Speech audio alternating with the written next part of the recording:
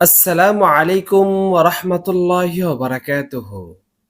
প্রিয় দর্শক শ্রোতা, আশা করি আল্লাহ পাকের অশেষ মেহেরবানিতে আপনারা সকলেই ভালো আছেন। হযরত ফাতেমা রাদিয়াল্লাহু তাআলা আনহা, যিনি ছিলেন প্রিয় নবী সাল্লাল্লাহু আলাইহি সাল্লামের কলিজার টুকরা। প্রিয় নবী সাল্লাল্লাহু আলাইহি সাল্লাম ঘোষণা করেন, ফাতেমাতু সাইয়্যিদাতু নিসাই আহলিল জান্নাহ। ফাতেমা জান্নাতি নারীদের সর্দার হবেন। প্রিয় নবী সাল্লাল্লাহু আলাইহি সাল্লাম বলেছেন, ফাতেমা আমারই অংশ। তিনি ছিলেন শেরে খোদা আলী রাদিয়াল্লাহু তাআলা আনহুর স্ত্রী। জান্নাতের যুবকদের সর্দার হযরত ইমাম হাসান ও হোসেন রাদিয়াল্লাহু তাআলা আনহুমার মা। তিনি ছিলেন পুত পবিত্র। তিনি ছিলেন সিদ্দিকা, যিনি জীবনে মিথ্যা বলেননি। তিনি ছিলেন আল মুবারকা বা বরকতের আধার। তিনি ছিলেন মানব দরদী আদর্শ নারী। একবার হযরত আলী রাদিয়াল্লাহু তাআলা আনহু ও ফাতেমা রাদিয়াল্লাহু তাআলা আনহা রোজা রাখলেন, কিন্তু ঘরে সাহারি খাওয়ার কিছুই ছিল না। সামান্য কিছু খেয়ে রোজা রাখলেন।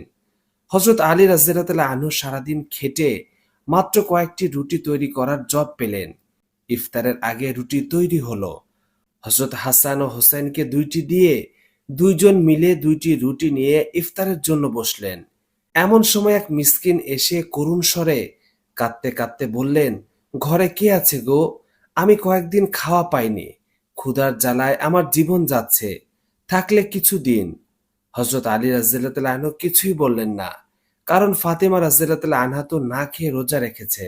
হযরত ফাতেমা হযরত আলী রাদিয়াল্লাহু তাআলা আনহুর দিকে তাকিয়ে মুচকি হেসে বললেন, আপনি যদি রাজি হন, তাহলে এই অসহায় মিসকিনটাকে রুটি দুটি দিয়ে আমরা সবর করি। আল্লাহ তাআলা কোরআনে ইরশাদ করেন, ওয়া আম্মাস সাইলা ফালা তানহার। কেউ চাইলে তাকে ফিরিয়ে দিও না। হযরত আলী রাদিয়াল্লাহু তাআলা আনহু হযরত ফাতেমাতুজ জোহরা রাদিয়াল্লাহু তাআলা আনহার মানব প্রেম দেখে আল্লাহ তাআলার শুকরিয়া আদায় করে রুটি দুইটি মিসকিনের হাতে তুলে দিলেন।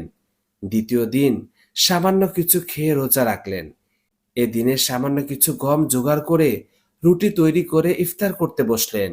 এমন সময় এক এতিম অসহায় এসে কেঁদে বলল, আমি কয়েকদিন খাইনি, যদি থাকে কিছু দিন। উপবাস থেকে রোজা রেখে সারাদিন খেটে ইফতার করতে বসে এ ধরনের অবস্থায় পড়লে আমরা কি করতাম?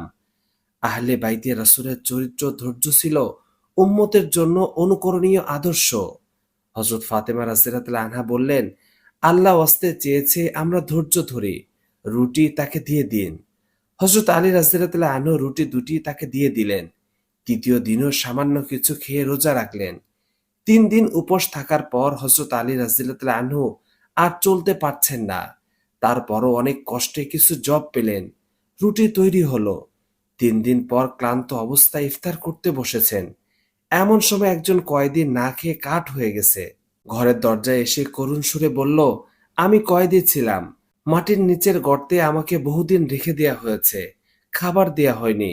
ক্ষুধায় আমার জীবন যাচ্ছে। আমাকে খাবার দিন। হযরত ফাতেমাতুজ জোহরা রাদিয়াল্লাহু তাআলা আনহা হযরত আলী রাদিয়াল্লাহু তাআলা আনহুকে বললেন, এ ক্ষুধার্ত ব্যক্তিকে ফিরিয়ে দেয়া যায় না। এই বলে রুটিগুলো কয়েদিকে দিয়ে দিলেন। লাগাতার ৩ দিন না খেয়ে রোজা শেষ করলেন। আল্লাহ তাআলা রাতে আয়াত নাযিল করলেন, আল্লাহ তাআলার মহাব্বতে যারা মিসকিন, এতিম ও কয়েদিদের খাবার দেয় আর বলে, আমরা এই খাওয়া শুধুমাত্র আল্লাহ তাআলার সন্তুষ্টির জন্যই খাওয়াই, তাতে কোনো প্রতিদান বা কৃতজ্ঞতা প্রকাশ চাই না। আমরা কেবল ভয় করি আমাদের প্রতিপালকের পক্ষ হতে এক ভীতপদ ভয়ানক দিনের।